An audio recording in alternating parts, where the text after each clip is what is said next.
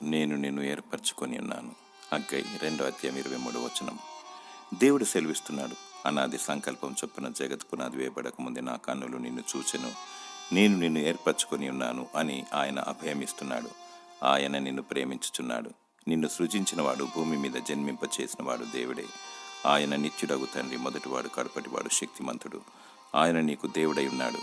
నీవు పాపము చేయక పరిశుద్ధతను కలిగి అంతం వరకు సహించాలి. లోకానికి వేరై వధువు గుంపులో చేరుటకు ప్రయాసపడాలి.